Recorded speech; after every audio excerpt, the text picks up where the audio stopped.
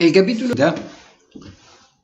habla de fuentes de campo magnético y en realidad ahora no va a estar preocupado por la fuerza, en algún momento se hará un análisis de la fuerza de atracción entre dos corrientes, sino de calcular el campo. En el anterior yo daba por supuesto que había un campo y lo que veía es que ese campo junto con electricidad provoca fuerza magnética. En este se ve, bueno, ¿y el campo de dónde sale?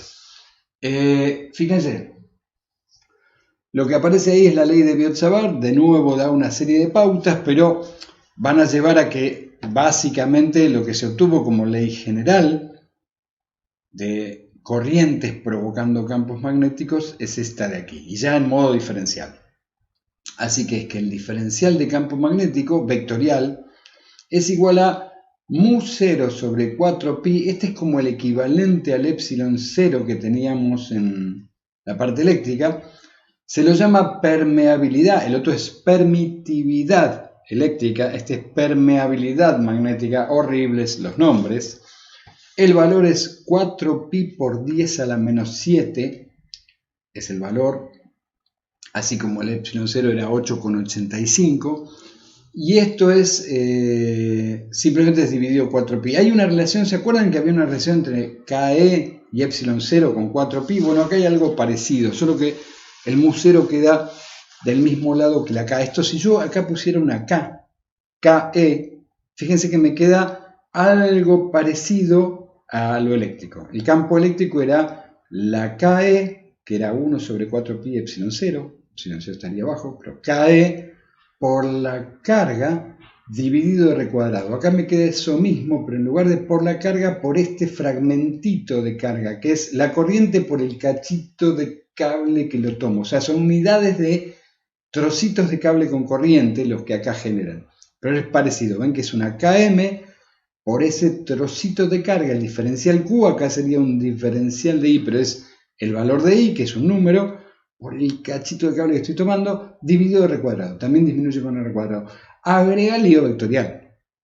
Esa dirección en la que va la corriente, que sería la velocidad de las cargas, va a ser producto vectorial por el radio que hay desde el lugar donde está el eje de corriente hasta el punto donde estoy midiendo. Así que ahora lo vamos a ver sobre esta parte si hay ejercicios. En las otras tienen que verlos, pero vean los ejemplos que van a estar pautados. Pero acá algunos analizaré con un poquitito más de detalle. Entonces, bueno, esa es la idea. Esta ley es tan general como la del diferencial de campo es K por Q sobre R cuadrado. Bueno, nuestra equivalencia en magnetismo va a ser el diferencial de campo magnético es mu0 sobre 4pi por I de S vectorial R versor sobre R cuadrado. Poquito más hincha, sí. Bueno, veamos. Acá hace un primer cálculo. No necesariamente es el más feliz para empezar, porque la integral es un poco hincha, pero bueno, ahí les digo, hagan como hago yo, ayuda con Symbolab, de lo que se acuerden lo pueden resolver si siguen el razonamiento del libro también, pero el libro aprovecha esas que odio un poco, del arco cosecante de la tangente hiperbólica, los cambios de variables un poco complicados, que no son tan directos, pero bueno, sale. Yo igual estoy usando un modo distinto, aunque van a ver, lo resuelvo como el libro, después lo resuelvo de otro modo, aunque tampoco hice el cálculo de integral, pero preferí resolverlo en función de, no de ángulos, sino de longitudes. Pero da lo mismo. Ambos van a servir, incluso la idea es como complementar de que hay más de una manera de plantearlo y siguen siendo válidos. Acá entonces, el campo magnético alrededor de un conductor recto delgado. Acá hay un trocito de cable, de nuevo, ficticio, porque se corta y cómo hay corriente. Bueno, una manera no imposible es que, fíjense, si yo voy a medir campo en el punto P, resulta que yo sé que siempre y cuando la contribución, o lo digo en otros términos, alrededor de un cable como este, sabemos por esa parte intuitiva, pero acá va a estar relacionado, que hay una especie de campo magnético en forma de círculos. Esos círculos son siempre perpendiculares al cable que los genera. De hecho, de la ecuación anterior y del producto vectorial que aparecía se da eso mismo. Con lo cual, si yo acá tuviera una continuidad de cable que fuera en línea recta hacia el punto P, sería lo mismo que permitiría que la corriente circule y que no haya contribución. O sea que si acá tuviera otro pedazo de cable también en el mismo ángulo, esta especie de pirámide truncada de cable haría que solo esté considerando esta parte. Eso para volver un poquito más razonable este problema extraño de que hay cable pero se corta y sin embargo tiene corriente. Pero bueno, superado eso, imaginemos que fuera posible. ¿Cómo analizo la contribución de este segmento de cable hacia el punto P? Lo interesante es pensarlo así, que después si armo una espira con varios segmentos de cable puedo sumar los resultados. Cuando le dé sentido a la continuidad de corriente que acá no tiene. Bueno, ¿cómo hace el libro? El libro lo que hace es, hace un cálculo como ese que estoy salteando de integrar la ecuación, entonces, y le termina quedando esta ecuación de acá. Le termina quedando que el campo magnético es menos mu0 por I sobre 4pi por A, donde A ver en el anterior, fíjense que A es la distancia entre el punto P y el cable, y eso queda esta cuenta acá. Entonces, sabiendo los dos valores de los ángulos θ1 y θ2, uno puede calcular el campo. Y lo que analiza, que esto sí es muy importante porque se va a usar mucho, es qué pasa cuando el cable se vuelve infinito. O sea, un cable recto infinito y analizo a una distancia A, el campo en un punto P que está a distancia A del centro, a un valor de radio. En ese caso, el campo es mu0 por la corriente del cable sobre 2pi por A. Este es equivalente a cuando recordábamos en el caso eléctrico el campo, por ejemplo, en una placa plana infinita. Digo, va a tener utilidad como para usarlo más de una vez para solucionar algunos ejemplos. Entonces es mu0 por I sobre 2pi por A. Si el cable es recto, es esta ecuación. Luego las pondré en comparación con alguna otra. De hecho, acá voy a mostrar la solución que yo estoy haciendo. Para solucionar, en lugar de seguir los pasos del libro, que los van a tener ahí, yo decido usar esto como longitud, la parte de longitud de este lado, para que no sea necesariamente simétrica. Primero lo resolví simétrico, después me di cuenta que podía hacerlo más general. Entonces, esto vale A, con lo cual, si esta es la dirección X, este punto es menos A y este punto es X igual a B. Menos A, donde A es este fragmento de longitud, ¿no? Llamé D a la distancia al punto. Y con este cálculo lo que analizo es lo siguiente. Por la ley de Biot-Savart, o sea, la ley general esta de magnetismo, era mu sobre 4pi, eso era nuestro K. Mu0, pero mu es general porque así como pasaba con el epsilon 0, que puede haber un dieléctrico, acá si hubiera un núcleo de hierro cerca, en la zona, etc., el mu0 se cambia por un mu, que tiene un mu relativo, todo muy parecido. Pero bueno, este es el K. Después era I por ds, que era nuestro diferencial Q, y se dividía por el radio. Así que ya está, acá está directamente aplicado. El radio es el radio, desde el punto está esto. Una cosa muy importante donde uno se suele confundir es el radio de quién a quién. Como yo voy de un punto hasta P, el radio parte desde el fragmentito de cable, donde está la corriente, hacia el punto y no al revés. Digo porque cuando es una espira uno tiende a confundirse y tiende a dibujar el radio desde el centro hacia afuera, y entonces el producto vectorial me va al revés. Siempre va desde el cable hacia el punto en el que pretendo medir el radio, el versor de radio de acá, para que el producto vectorial me dé razonablemente. Si lo hago acá, fíjense, si esto es la dirección de la corriente, pongo mi palma ahí, barro hacia acá y el pulgar es saliente de la pantalla. O sea que acá habría un punto con campo saliente. Si lo hago con la regla de la mano derecha que hemos visto más intuitiva, con el dedo en la dirección de I y el dedo pulgar, y el resto de los dedos en la dirección del campo, también daría saliente, por suerte, es la misma lógica. Bueno, pero esto, ojo, este dB de acá, este campo,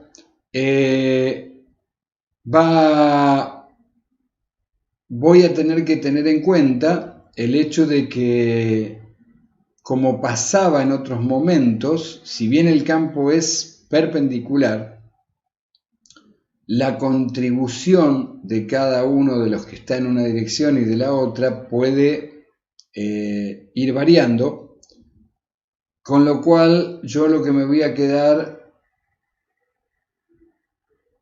es con la contribución del campo en X. Acá me está faltando el gráfico para hacerlo más comprensible, a ver si lo tiene acá. No. Tengo un cachito para ver si encuentro el gráfico. No, es que me enganché mal porque acá me equivoqué. Esto no es X, es Z, si dije que era saliente el campo. La contribución en la dirección BZ.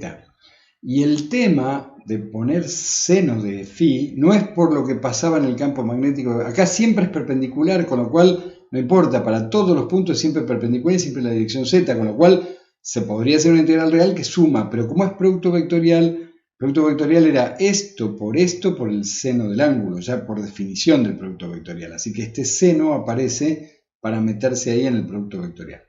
O sea que me va a quedar, cuando tomo lo mismo de acá, mu por i sobre 4pi, y ahí tengo que multiplicar por el seno del ángulo d sobre raíz, y además dividirlo por r cuadrado, que es esto. Esto y la raíz me queda a la 3 medios abajo, así que de ahí salía ese seno de ahí por el producto vectorial. Hecho eso, me queda mu 0i por d. D es una constante, estoy calculando en ese punto para la integración, y al recorrer esto d no cambia.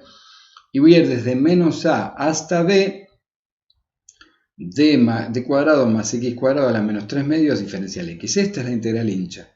Si hubiera una x adicional sería fácil, pero sin esa x hay que ir a las trigonométricas, cambio de variable. Cuando uno busca en tablas o en Simbolab o en cualquier otra cosa semejante, esta integral tiene esta solución de acá abajo, queda 1 sobre d cuadrado, tacho una d con una d, me queda mu 0 por i sobre 4pi d por esto otro de acá, que depende de qué tan largo es un lado que el otro, así que es una fórmula muy general. Lo que el libro analiza y que está interesante es que ¿qué pasaría si el cable tiende a volverse infinito? Para ver el caso ese que va a ser muy típico, un cable imaginariamente infinito y un punto cercano. Y fíjense que en ese caso, para que el cable se vuelva infinito, B tendría que tender a infinito. El límite de B tendiendo a infinito de esto de acá es 1. Porque fíjense que en ese caso D es despreciable, me queda raíz cuadrada de B cuadrada, B sobre B es 1. Y A, cuando tiene infinito, también me queda 1, así que esto me da 2. Me quedaría mu por i sobre 4pi d por 2. Entonces me queda la fórmula que el libro también obtiene con ese otro modo de los senos y cosenos. Básicamente es simplemente otro modo de resolver la misma integral. Lo que está interesante es que para imaginar o resolver una espira rectangular, cuadrada y compararla después con una circular, la circular va a ser más fácil de calcular, pero esto me permitiría la contribución de cada sector si yo cuento las partes estas que llamo A y B, y podría calcular con bastante precisión el campo de una espira cuadrada, rectangular o algo semejante. Fíjense acá el campo magnético debido a un segmento de alambre curvo. O sea, acá el alambre es un sector circular y luego le hace llegar corriente. Acá me resulta cómico porque no se preocupó antes de esto mismo. Acá sí le hace llegar corriente, no tomó el fragmentito circular y se va. Como se va en la misma dirección de R, el producto vectorial de diferencial S por el diferencial R va a ser 0. El seno es 0 y por lo tanto va a dar 0, así que no hay contribución de campo acá, y la única contribución es esta de acá. Y dentro de todo, esta es curiosamente más sencilla de calcular. Fíjense que si voy no, es para el otro lado, si voy ahí,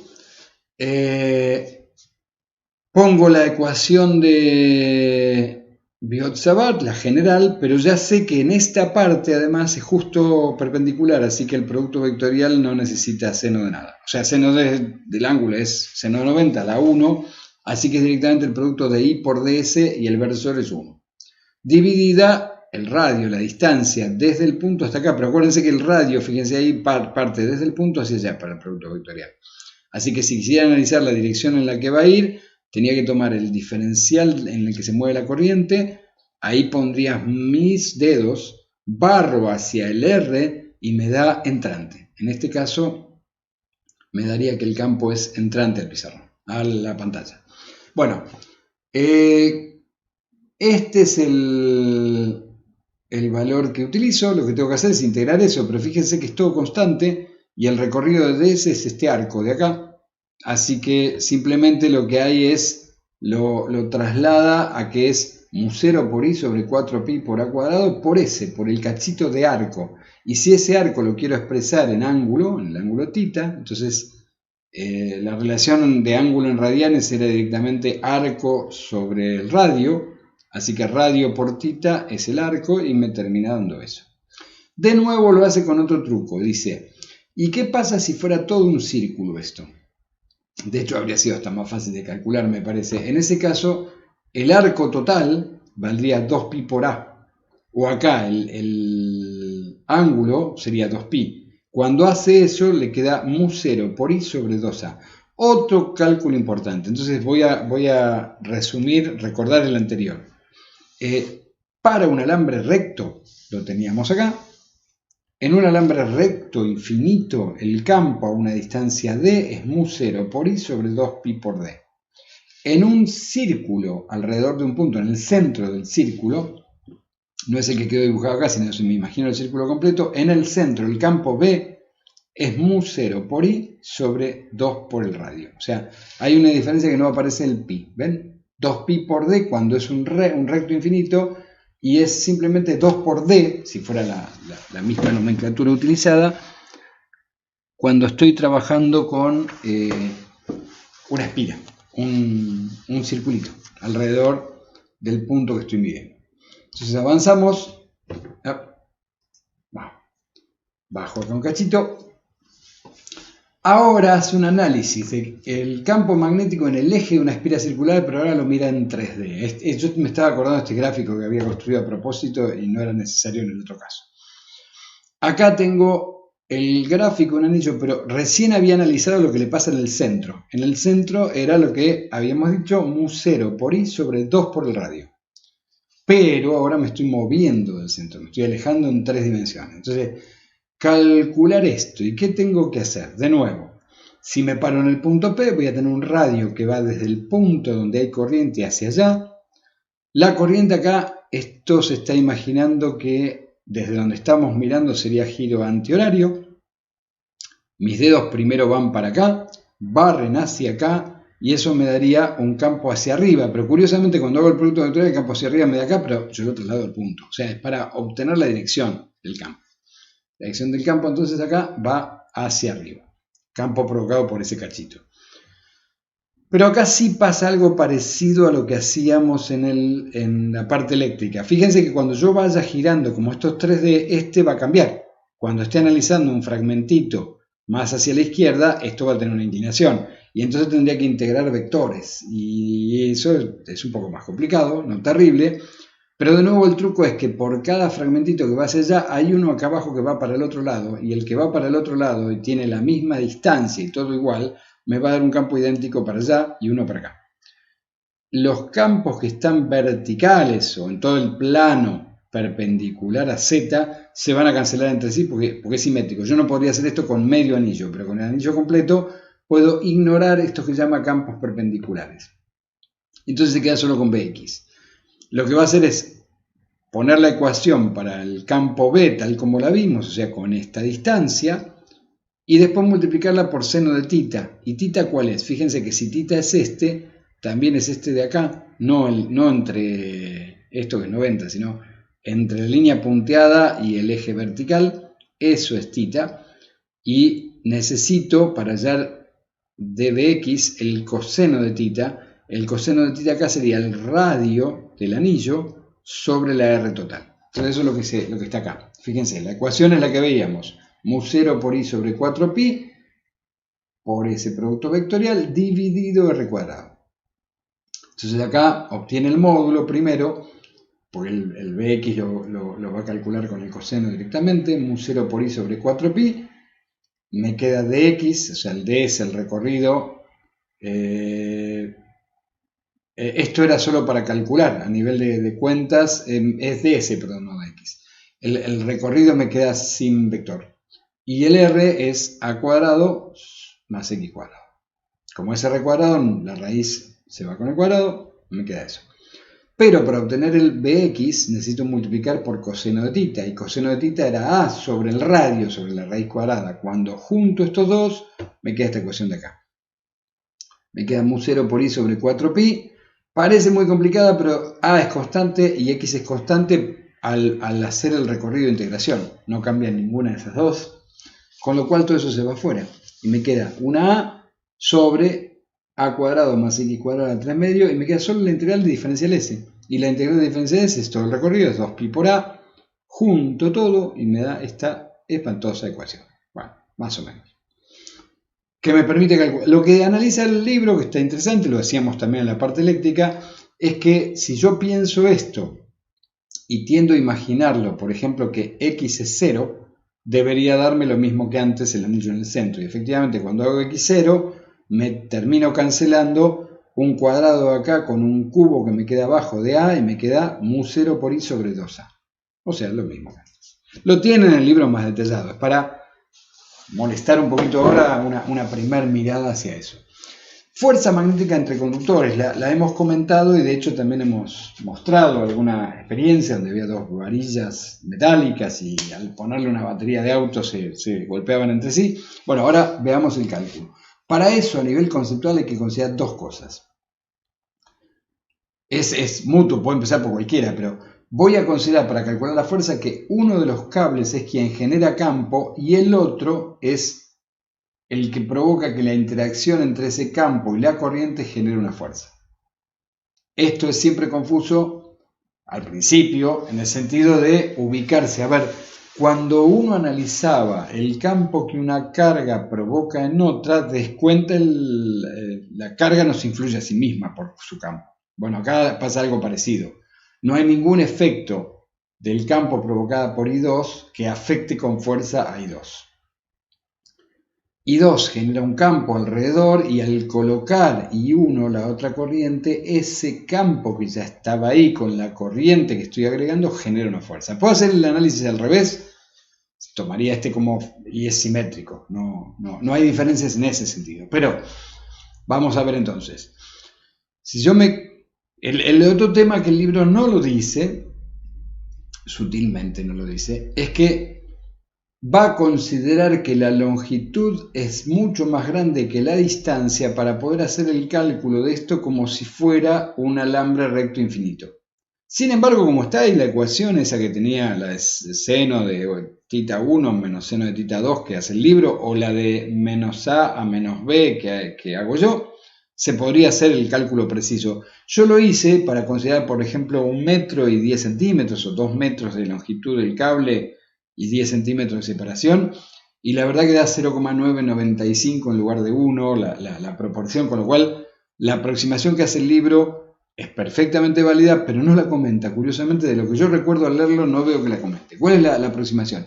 El primer cable que toma como fuente lo supone infinito, por eso necesito suponer que él es mucho más grande que la distancia. Si este cable fuera infinito, alrededor de él aparecería este truco.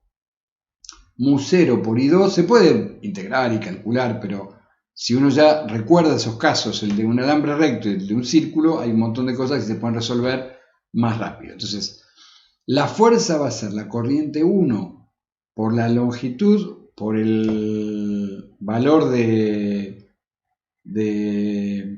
campo 2, eso era del capítulo anterior. ¿Se acuerdan que yo tenía la velocidad, era un caso, era v vector v o i por el ds, que al integrarlo me da la longitud por el campo? Así que esto viene del capítulo anterior. Y esto es del nuevo capítulo, que es el campo que genera la corriente 2. Y ese campo para un alambre recto infinito era así. Lo curioso, ¿cuál es? Que acá considero la longitud del cable y acá no la considero. No hay inconveniente, porque si él es realmente mucho más grande, las dos van a ser válidas. Pero si quisiera hacerlo bien, este v lo tengo que reemplazar por la ecuación de uno de los ejemplos que vimos antes, que tenía una longitud finita, y se puede hacer completo. Pero bueno, el libro lo resuelve así. Entonces ahora reemplazo V2 por esto de acá, y cuando hace todo el cálculo le da fuerza. El único comentario es que fíjense que no me da una única fuerza para una longitud, si la longitud cambia, así que este tipo de cálculo me da fuerza por unidad de longitud. Quiere decir que si los cables son más largos, hay una variación en el resultado. Para iguales corrientes, la fuerza total de atracción o de repulsión va a depender del largo de los cables que esté imaginando. Bueno, es ejemplo, conclusión, acá puse una nota. Esta pregunta me parece interesante en ese sentido, porque lo que sí hay que recordar es que fíjense que es una fuerza de atracción. Si las dos corrientes van en la misma dirección, termina habiendo una fuerza de atracción. Porque cuando hago lo mismo al revés, esta fuerza también se atrae. Si las corrientes van en sentido contrario, hay repulsión. Con esa idea, vamos a la pregunta rápida. Dice, un resorte relajado en espiral, sin corriente, resorte metálico, se cuelga del techo. Cuando se cierra un interruptor para que exista una corriente en el resorte, las espiras se acercan, se separan o no se mueven en absoluto. Entonces pensemos que en un resorte colgado, en cada vuelta del resorte, cuando le haga circular corriente, va a ir corriente en el mismo sentido. Corrientes en el mismo sentido cercanas tienden a generar fuerza de atracción entre sí, con lo cual el resorte se comprime. Cuando corte la corriente se vuelve a liberar. Cuando pongo corriente se comprime el resorte. Lo interesante de esto también es que, como ya vimos cosas de alterna, con primero la noción intuitiva, después el trabajo, si le pongo corriente alterna va a haber momentos de mayor y de menor corriente, con lo cual va a haber fuerzas de compresión y después liberar el resorte lo va a hacer vibrar. Una bobina es algo parecido a esto, aunque no sea un resorte, en el sentido que la bobina enrollada, cuando tenga una corriente continua, tiende a tratar de juntar sus espiras y cuando la corriente pasa por cero, las libera. Esa tensión de juntarlas y liberarlas las hace vibrar. Los transformadores, cuando no están bien mecánicamente sostenidos, vibran, zumban con los 50 ciclos de la corriente alterna. A más de uno le habrá pasado que se habrá caído un transformador al piso, o sea, algo se quebró de la protección mecánica y escuchan. Bueno, es eso. Pasamos a ley de Ampère. Esta es sumamente importante. La ley de Ampère va a ser algo equivalente, déjenme avanzar para que se entienda el detalle, pero para que tengan una primera idea, a lo que era la ley de Gauss en la parte eléctrica.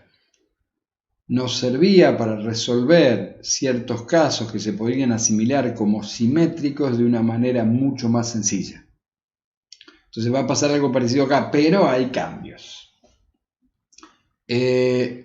Primero, en lugar de ser el flujo en la superficie que envuelve un volumen, va a ser un anillito, una espira de forma cualquiera, así como el volumen podía tener cualquier forma y yo lo elegía el que más me convenía, pero acá es un recorrido, así que lo que era 3D allá, que era una superficie que envuelve un volumen, acá va a ser un hilo, un camino lineal de circulación que envuelve un área. Esa es la comparación. Entonces fíjense que también en la ley de Ampère hay una integral cerrada, pero no es cerrada sobre una superficie completa que encierra un volumen, sino todo alrededor de un camino. Y el primero que elige el libro me parece muy pertinente, calcula uno, no está demostrando forma general la ley de Ampère, sino que lo calcula en un caso y comenta que es una ley muy general. Creo que algo parecido hemos hecho con Gauss. Analiza qué pasaría si calcula esta integral de línea de recorrido a lo largo de todo esto. Si esto fuera un campo eléctrico, el equivalente a una fuerza por unidad de carga, todo el recorrido nos daría la tensión. Pero acá, ojo que el B no es equivalente a ninguna fuerza, la fuerza es perpendicular, así que no hay un trabajo al dar esta vuelta. Pero fíjense que se parecería a la ecuación para calcular el trabajo si fuera una fuerza y un recorrido, ¿no? Ese recorrido, pero es alrededor de un camino cerrado. Lo curioso, en eléctrico, cuando hacía eso alrededor de un camino cerrado, daba cero y justamente una de las leyes de Kirchhoff. O da fundamento a una de las leyes de Kirchhoff. Pero acá, el campo B, sabemos, un poco por lo que estuvimos viendo antes y por el cálculo, que tiene ese valor y que además forma una especie de círculo. Incluso en algún video habíamos mostrado algo parecido a esto con brujulitas. Alrededor de un círculo, si este cable es suficientemente largo, es constante y entonces el recorrido, esta integral de línea alrededor de la curva cerrada, me permite sacar el campo afuera y entonces me queda la integral de eso que es simplemente 2pi por r. Si el cálculo de B habíamos deducido que alrededor de un cable infinito era mu0 por I sobre 2pi por R, cuando hago ese cálculo por 2pi por R me queda mu0 por I. Y este es el secreto de Gauss. A ver, Gauss dice que la integral cerrada de línea a través, acá vimos de un círculo, pero él dice a través de cualquier camino lineal cerrado es igual a mu0 por I. ¿Por qué I? La I que sea cortada por el plano. Antes en Gauss era el volumen que encierra una carga, ahora es la superficie que corta una corriente. Entonces es como que antes no servía para detectar si había cargas netas adentro, ahora no sirve para detectar si hay corrientes adentro de la superficie que justo corta, está contenida por esta por esa línea, ese contorno. O sea, a veces se la llama espira de Ampère. No tiene por qué ser solo espiral, pero como va a convenir para casos donde sea simétrico, es muy común que sea un circulito. Pero puede haber casos variados donde necesitemos otra cosa. Entonces, acá estoy haciendo una comparación, el libro no la hace. En algún otro momento quizá lo comenta, pero es para fijar ideas. En la ley de Gauss, para recordar y que no se nos mezclen porque hay cosas que son parecidas. En la ley de Gauss de la electricidad hacíamos un recorrido. Ay, acá me equivoqué, lo tengo que cambiar. Esto es área y esto es recorrido de línea. Ven que me quedó cambiado. Bueno, me va a quedar ahora mal en el video. A ver, lo pauso un segundito y lo corrijo, así no queda mal. Bueno, ahí lo cambié, si no quedaba mal, si no le queda mal el video, por más que llevaba la aclaración, uno lo mira rápido. La ley de Gauss, decía, lo que hacía era integrar el campo eléctrico que atravesaba la superficie esta, que es la superficie de Gauss, que envolvía un volumen. Esta superficie es una superficie cerrada, por eso esta integral tiene circulito. Si hacía toda la integral, me daba un valor que eran las cargas encerradas, carga neta, si había carga negativa se descontaba, carga in neta sobre epsilon 0. Bueno, si hago eso es un cable de corriente. Ahora en lugar de la superficie de Gauss es el contorno de Ampère, esa espira de Ampère, pero puede no ser un circulito de cualquier forma, así como este volumen podría tener cualquier forma. La integral cerrada de línea del campo escalar diferencial S, el recorrido de arco alrededor, me da mu0 por I, y son las corrientes que son encerradas por esta superficie. O sea, si tuviera un cable para el otro lado con corriente para el otro lado, me daría 0. Es corriente neta que termina atravesando la superficie en una dirección o en la otra dirección de esa misma superficie. Así que es una similitud que me parecía interesante recalcar. Después vamos a ver otra comparación hacia el final. Pregunta rápida que hace el libro ahí. Si yo tuviera que calcular la circulación del campo magnético B en estos casos, ¿cómo sería? Fíjense que más allá de que no lo puedo calcular con exactitud porque no son círculos, ahí me pregunta cuál es mayor, pero no puedo calcular el campo B, pero sí puedo, el valor total de esto lo puedo calcular. ¿A qué me refiero? Que al circular por acá es una superficie cerrada, es un círculo cerrado, un camino cerrado, perdón, me tiene que dar igual a mu0 por I, la corriente encerrada, y acá hay encerrado 6 amperes, así que me da mu0 por 6 amperes. Si hago el cálculo y lo hice en desorden, acá primero pregunta el A tiene 8, el B tiene 1 para un lado y 2 para el otro, es menos 1 sería. Depende si considero positivo un sentido o el otro. Este lo había contado mal, no eran 7, sino que eran 5 menos, porque es una cruz, no la vi. Este daría 3, el total tampoco daría 8, así que estoy bien hasta ahora. Son 6 menos 2, son 4. Perdón. El recorrido por A. Lo interno de A es la suma neta de todas las corrientes. Hay 6 para un lado y 2 para el otro, o sea que me da 4. Sería mu0 por 4 amperes. El B son estas dos, 1 para un lado y 2 para el otro, me da menos 1, menos mu0, daría amperes. Estos dos me darían 6, el primero que había hecho era el que estaba correcto, y estos de acá me darían 3 positivos. Es esa idea.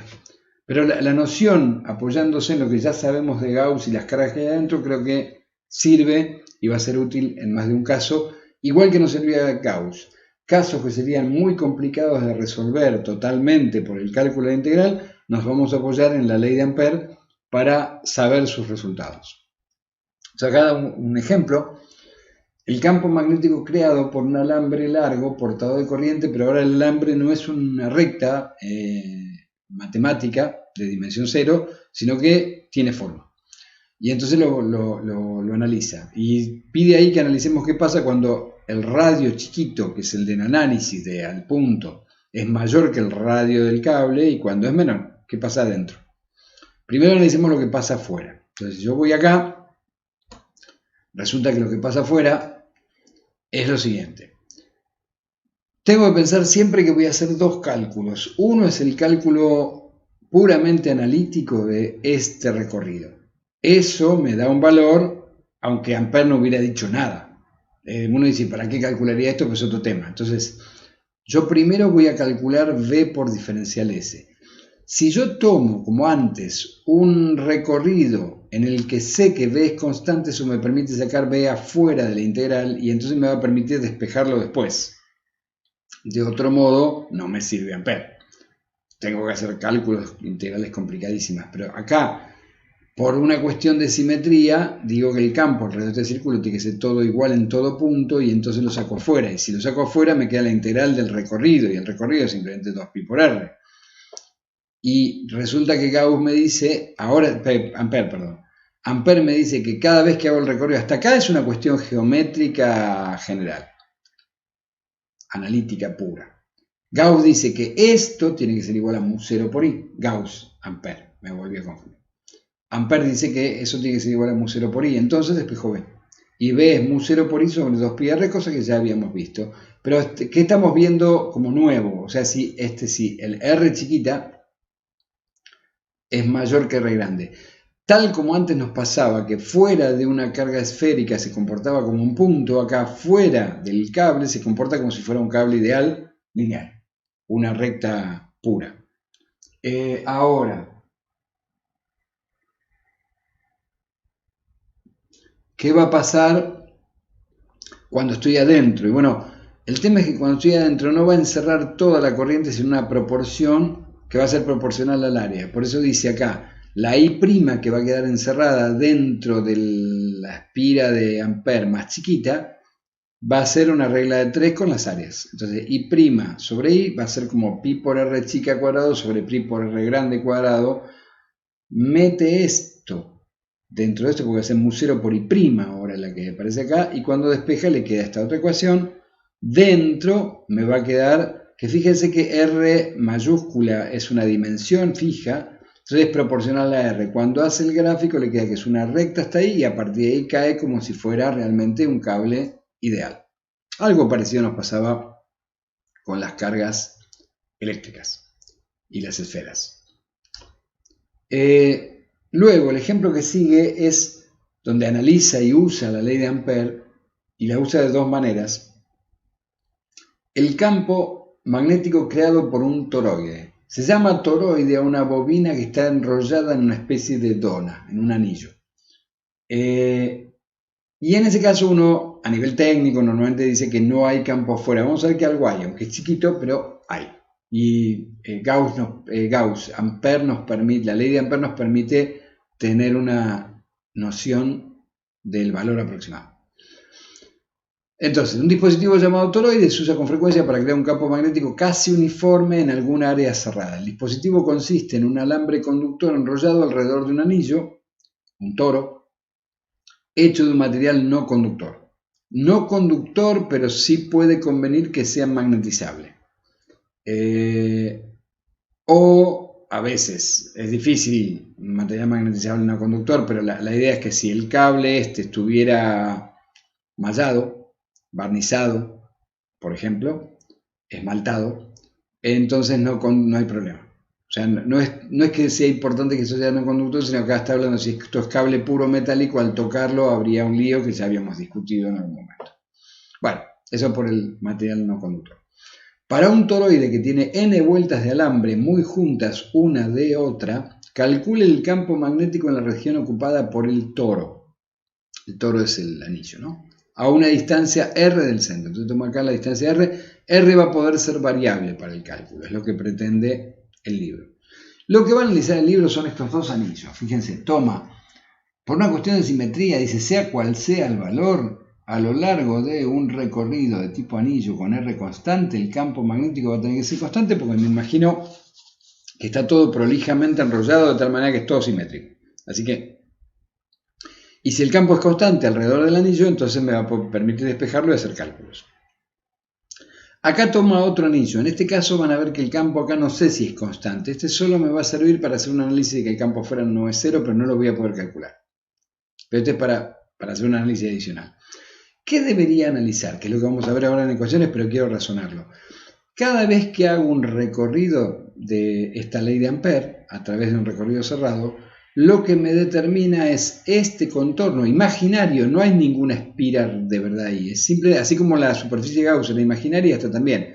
Si yo pudiera imaginar esto y la superficie que está encerrada por esto, algo así como antes era el volumen que está encerrado por la superficie, lo que tengo que analizar es cuántas corrientes cortan a la superficie esta. Si esto fuera un plano, fíjense que cada vuelta es cortada por esta superficie.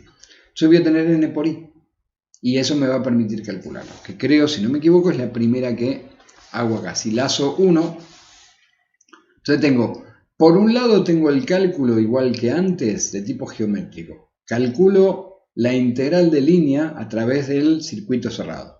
Y eso, como el campo es constante, me permite sacarlo afuera, y como es un círculo, es B por 2pi por R. Muy sencillo. Y sé, por lo que me dice Ampère, que es mu0 por la corriente neta total, pero acá hay n cables y todos son cortados, entonces n por i. Con lo cual el campo dentro del solenoide es mu0 por n por i, n número de vueltas, sobre 2pi r. Fíjense que es muy parecido al que teníamos antes, en un anillo, en un solo anillo, pero hay una n. Esa es la diferencia. En un solo anillo no había una n, sino que era simplemente el valor de campo, y el campo ese era en el centro del anillo. Hay algo de ese tipo en este cálculo. Lo importante acá que hace remarcar el libro, por las dudas para tenerlo claro, es que depende de 1 sobre r. Quiere decir que cuando yo estoy más cerca de este borde, sigue siendo cierto que un anillito todo cerca de este borde antes de salirme afuera tiene campo constante, pero no es igual que este, es un poco más débil y un poco más fuerte al centro. Entonces, si bien varía, se lo suele considerar aproximadamente constante. Muchas veces el ancho, el espesor del toro es menor que el radio, como para poder... Pero de cualquier manera, si no, se toma el valor central. Pero hay que saber que depende. O sea, lo que sí es constante alrededor de eso. ¿Y pierde o no pierde? O sea, ¿hay algo afuera? Fíjense que si yo analizo este lazo 2, resulta que, acá estoy sacando afuera y esto, no me acuerdo si el libro lo saca, pero esto no es cierto, ¿eh? No puedo sacar el campo afuera, excepto que imagine un campo promedio, pero me acabo de dar cuenta, esta B de acá no lo voy a corregir ahora porque es simplemente una aclaración que estoy haciendo como adicional a algo que el libro dice. Pero lo que sé es que el flujo, en el texto creo que está correcto, el flujo, no el flujo, la integral de línea de este recorrido, según Ampère, salteo esta parte porque no puedo despejar B, es mu0 por i. Si la integral si esta integral no da 0, la única manera de que esta integral no dé 0 es que haya campo que no sea 0, por lo menos no todo el tiempo. Tiene que haber campo para que la integral dé distinto a 0. Entonces, Ampère me dice que da distinto a 0 porque corta una corriente. A ver, si analizamos esto, cuando hago un corte y una sección, uno de los cables lo corto seguro. Así que algo hay. Y si hay algo, quiere decir que campo hay. Lo que pasa acá, cuando saco una B afuera, podría ser una B promedio, va a dar I veces, o sea, va a ser N veces más chico que el campo de adentro. En ese sentido, tengo una ventaja, pero no es constante, así que es un problema para el cálculo. Como el flujo no es 0, porque el lazo 2 corta un cable y por lo tanto una corriente, sabemos que el campo no es 0 fuera del solenoide. Pero tampoco es constante, por eso acá lo digo bien, pero en el cálculo me apuré, por lo que no podemos calcularlo con este procedimiento. Sin embargo, su valor promedio es mucho menor que el campo interno. Esta B debería tener un promedio para tener una cierta validez. Fíjense que en cierto modo es que por más que la corriente, además de que la corriente está dando vueltas, hay una cierta corriente neta en este movimiento, como si fuera un anillo. Entonces, si yo tuviera efectivamente un anillo de corriente solo, el campo tendría esta forma. Entonces, lo que dice el libro es que se está superponiendo un campo de esta forma afuera, débil, con un campo adentro del anillo n veces más fuerte.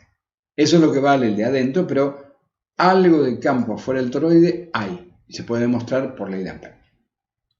Acá aplica la ley de Ampère a un solenoide. Un solenoide es una bobina recta donde se supone que es mucho más larga que el radio. Entonces, cuando yo tengo algo así, este es el campo aproximado que uno se lo imagina con las espiras separadas, lo hemos visto, esto incluso con limaduras de hierro.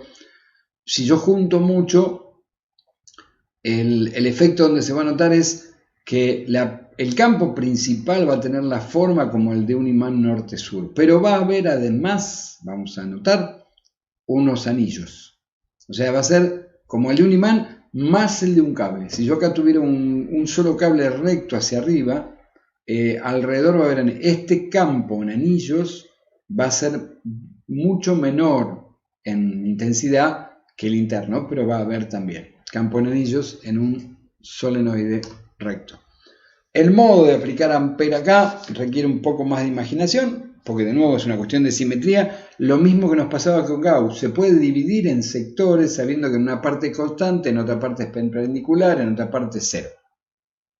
Y elijo los mejores caminos. Entonces primero vamos a calcular el que acá llama lazo 2. Están mencionados los dos. Espira 1, lazo 1. Este lazo 1 es el que estaría relacionado con el campo que hay afuera. Por una cuestión de simetría, y acá me voy a imaginar que el solenoide es muy largo, para este análisis lo voy a imaginar infinito. Si es infinito, no hay nada que prepondere de una dirección respecto de la otra, infinito y recto, con lo cual acá yo sí digo, por simetría, si hay campo tiene que ser igual en todos lados. Todos lados de este anillo que está justo a un radio del centro, entonces en este caso el campo seguro que es constante en todo punto. La circulación no es cero. ¿Por qué no es cero? Porque si yo hago el recorrido según ley de Ampère, me dice que el valor de esa circulación, o sea, campo por la longitud del recorrido, en este caso es constante, el campo así que se puede sacar afuera, es más fácil ese razonamiento, pero Ampère me dice que es igual a mu por las corrientes que corta, y alguna corriente corta. Cuando hago un corte acá, alguno de los cables está atravesando el plano de la superficie de este resorte, en algún lado toca. Con lo cual la integral cerrada no es cero y entonces eso me obliga a suponer que el campo no es cero y hasta lo podría calcular. En este caso sí podría ser una estimación. En la espira 2, ahora vienen los cálculos, esto es el comentario de razonamiento previo. Tengo un lado 1, que es este de acá, que está dentro en el interior, que va justo en la dirección del campo, también por una cuestión de simetría. Sea como sea el campo, tiene que ir todo en la misma dirección. No sé si es constante en el centro hacia el borde, después lo podemos analizar, pero sí sé que es constante todo a lo largo de esta línea recta. Eso no hay duda. A lo largo de esta línea recta es constante. Siempre y cuando esta línea se mantenga a la misma distancia del centro del solenoide. Entonces ahí el campo es constante y paralelo al recorrido, con lo cual seno es 1, saco afuera el b y calculo simplemente la longitud para este cachito. Esta integral de recorrido la voy a hacer en 4 partes. Esta va a ser directamente b por l. La 3 vamos a analizar primero, la de acá afuera. De nuevo, por una cuestión de simetría, si hay algún campo magnético, debería estar o alejándose o hacia adentro de la pantalla o hacia afuera de la pantalla, pero no puede estar en aquella dirección porque, dado que es infinito en esas dos direcciones, no puede haber preponderancia de un lado respecto del otro. Así que, sea como sea, va a ser perpendicular. Y es más, pensando en lo que sucedía en este anillo, seguro que hay una componente perpendicular en el sentido de que o sale de la pantalla o entra a la pantalla. Pero en todo este segmento el campo es perpendicular al recorrido y por lo tanto la integral de línea da 0. O sea, esto da b por l, esto da 0. ¿Qué pasa en 2 y en 4? En ambos casos hay un cachito de cable adentro del solenoide y un cachito afuera. El que está dentro del solenoide va a tener campos que vayan en dirección perpendicular, en el sentido de que si esto es X y esto es Y, es perpendicular porque el campo va en dirección Y. Con lo cual este cachito de acá y este cachito de acá de 4 tiene campo perpendicular y da 0. Y el de afuera nuevamente tiene campo perpendicular porque estos son círculos hacia afuera. Con lo cual, como es campo perpendicular, da 0 también y da 0 también. Así que toda esta integral de línea solo va a ser el cálculo de este cachito. Y Ampère me dice que si la integral cerrada, que acá es b por L, coincide con el total, si la integral total, que acá coincide con b por L, estoy haciendo en un camino cerrado, tiene que ser mu0 por las corrientes que corte. ¿Y cuáles corrientes corta? Las que están acá adentro. Este cachito de acá. Si esto es L, y cuento acá la cantidad de n's que corta, sería esa n, la cantidad de corriente que corta, sobre L. Cuando esta L sea la de todo el solenoide, el n va a ser el n de todas las vueltas del solenoide. Bueno, ese razonamiento, el libro lo cuenta. Cuando uno hace ese cálculo y despeja, me queda que b por L es mu0. Si L es la de todo el solenoide, esta n es la de todo el solenoide, mu0 por n por i. Y al despejar me queda que en un solenoide, en una bobina recta, B es igual a mu0 por n sobre L por I. ¿Cómo cálculo? Si hago el razonamiento de la otra, es esto. Acá estaba dejando el cachito, pero más que nada para recordar la pregunta rápida. A ver, dice, considera un solenoide que en comparación con su radio es muy largo. O sea, como estábamos viendo acá, imaginando infinito. Entre las siguientes opciones, la manera más efectiva de incrementar el campo magnético en el interior del solenoide es, da 3 opciones para ver si yo tengo más cable, por ejemplo, ¿qué me conviene hacer? El A dice, duplicar la longitud manteniendo constante el número de vueltas por unidad de longitud. O sea, doble de longitud y doble de vueltas. Simplemente lo hago más largo, pero con el mismo nivel de compresión de vueltas. Y acá vemos que si crece n y crece L en igual proporción, no cambia el campo. O sea, entre una bobina de 1 centímetro y otra de 2 centímetros, donde estén igual de apretado, no cambia. El campo adentro no cambia. El punto B dice, reducir su radio a la mitad, manteniendo constante el número de vueltas por unidad de longitud. El radio no terminaba dependiendo del campo acá, con lo cual no le influye. Segundo, dice, recubrir el solenoide con otra capa de vueltas de alambre, dejarlo de 1 centímetro y darle una segunda cantidad de vueltas. Eso aumenta el n y por lo tanto sí aumenta el campo. Eso como comentario. Hay algo que el libro comenta y yo no lo estaba mostrando ahí. A ver si puedo pasar al pizarrón, pero para eso voy a tener igual que acomodar porque mientras estaba comentando se me movió, como suele pasarme, la cámara. Hago un segundito de pausa y acomodo la cámara. Bueno, ahí acomodé. Quería comentar algo que me parece interesante. Lo que el libro sí dice es lo siguiente. Dice que si uno le enrolla una segunda vuelta, puede evitar la pérdida de campo hacia afuera. Pero no, el tema es que no debería ser la segunda vuelta exactamente en el mismo sentido. Lo voy a decir así. A ver, vamos a tener que imaginar un tubo, por ejemplo, de cartón primero, y estoy enrollando acá cable en esta dirección. Ingresando corriente por acá y saliendo corriente por acá. Si analizo con la regla de la mano derecha de la corriente hacia dónde va el campo, esto genera un campo adentro en esta dirección. Campo B. Y las corrientes, fíjense, sobre este borde está entrando al pizarrón y sobre este borde está saliendo del pizarrón. Acá está entrando y acá está saliendo del pizarrón. Sabemos por la bobinita de la ley de Ampère que cuando hago algún corte ahí me da que efectivamente hay un valor de mu0 por i porque alguna i corta y por lo tanto eso no me da exactamente 0. Sin embargo, yo podría hacer un análisis de qué manera yo podría lograr que adentro haya campo en la misma dirección, pues yo no quiero anular el campo de adentro. Sería fantástico, no tengo de afuera, pero tampoco tengo de adentro. Pero que el campo de afuera fuese el contrario. ¿A qué me refiero?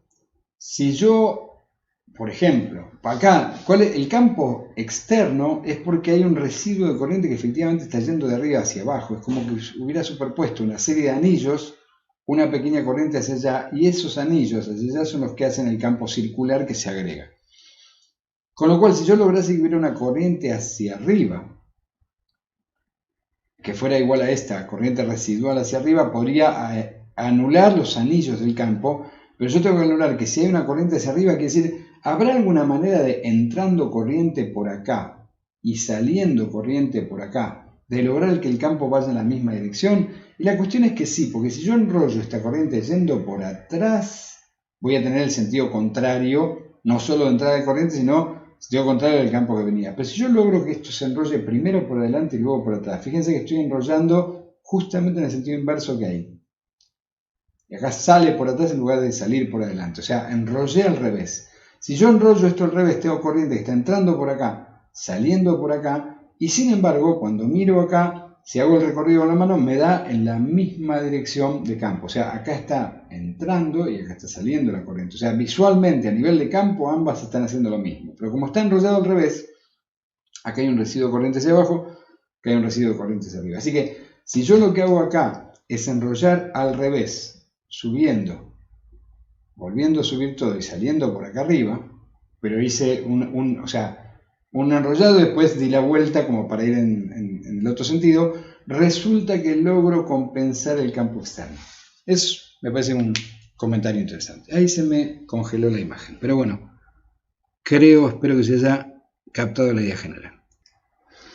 Bueno, como no me quedó claro en qué momento se me congeló la imagen, acá estaría uno de los recorridos va en una dirección y hay una corriente general que está bajando. El otro, me imagino como otra bobina, armo otra bobina con el enrollado así, entonces generaría campo en el mismo sentido. Y acá, si hago el análisis con Gauss en la primera bobina y en la segunda bobina, me dan campos en sentidos contrarios. Si superpongo los dos, o sea, vuelvo a enrollar acá, yendo hacia arriba, una segunda vuelta, pero enrollando en sentido contrario, compenso lo que antes se cancelaba. Truco que me parecía interesante que el libro comenta en algún lugar. Me voy a volver a pasar al libro.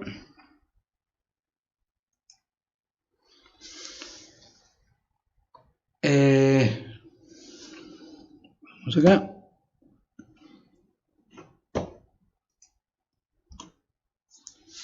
Ley de Gauss del magnetismo, ya estamos terminando, por suerte. Pobres. También hay una ley de Gauss, en el sentido de que ley de Gauss es una superficie cerrada que envuelve un volumen. El cálculo de flujo ya lo habíamos visto, así que acá, si hago el análisis de lo que es el flujo de campo magnético, sí será ahora V escalar diferencial de área, y esta integral es una integral doble sobre un área. Y en particular sabíamos, como antes, que si el campo no es totalmente perpendicular al diferencial área, bueno, irá por el coseno porque es un producto escalar.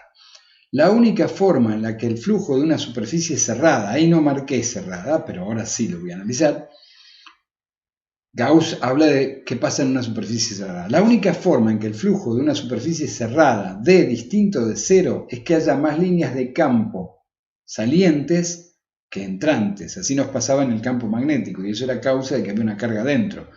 Pero esto en magnetismo es imposible, ya que requeriría la existencia de monopolos. Fíjense que por el modo, si lo pienso con imanes, el imán tiene siempre un norte y un sur. Y si lo parto cada cachito tiene... No hay manera, porque básicamente nunca lo hubo. Todas las líneas de campo son cerradas. Toda línea que sale vuelve a regresar. Con lo cual, cuando hago ese mismo análisis que hacíamos en campo eléctrico, en campos magnéticos, me da que la integral cerrada de una superficie que encierra un volumen de V escalar diferencial área da 0. Esto va a ser, no lo vamos a usar tanto para hacer cálculos, a veces se puede usar para algún razonamiento, Pero ojo acá también, tiene que ser cerrada. El flujo sobre superficies no cerradas no tiene por qué ser nulo. Y hay un ejemplo que les dejo ahí para que vean, que es el 37, donde calcula el flujo en una espira. O sea, pone un cable, pone una espira cerca, esa espira delimita un área y calcula el flujo sobre esa área y le da distinto de cero. Da cero cuando es una superficie que encierra un volumen. Superficie cerrada que encierra un volumen y no hay manera de que haya más polos negativos que positivos adentro, en el caso de polos, o líneas de campo entrantes que salientes. En magnetismo, este siempre da cero. Y entonces, ahí viene la comparación con la cual terminamos lo de hoy, que son estos dos capítulos. Tampoco creo que la comparación, no recuerdo que la haga el libro exactamente, pero es interesante. Después la voy a retomar para hablar algo sobre una cuestión hacia el final de ondas electromagnéticas. No de hoy, de la que viene. En electricidad, que era lo que ya habíamos visto, en una superficie cerrada, el recorrido sobre una superficie cerrada en la ley de Gauss, y me dice que me detecta las cargas netas que hay adentro de ese volumen encerrado. Y es Q sobre epsilon 0 el resultado. En electricidad, el recorrido de cualquier camino lineal cerrado da cero. Esta es la base de la ley de Kirchhoff después, es por ser un campo conservativo. Entonces, de hecho no lo usábamos como tal, como integral, pero se convirtió en la ley de Kirchhoff. Recorrer una malla me tiene que volver a punto cero. Esto de alguna manera sí es el ir contando la tensión, porque la integral de E por diferencial S es potencial. Entonces, el recorrido del potencial a lo largo de cualquier camino cerrado da cero. Cuando lo pienso en magnetismo, la superficie cerrada es la que da cero ahora. Y el camino cerrado es el que me da la cantidad de corrientes que son cortadas dentro del camino. Así que esta comparación a veces es útil para ayudar a recordar. Y hago una nota acá por las dudas. En el caso de campos variables, en el tiempo va a haber que hacer una pequeña corrección. O sea, esto vale para campos estáticos. De hecho, se le agrega algún término que vamos a discutir, no con mucho detalle, porque no es el centro acá. Cuando hay campos variables, eso da lugar a lo que se conoce como las ecuaciones de Maxwell. Bueno, con esto terminamos capítulo 30 también.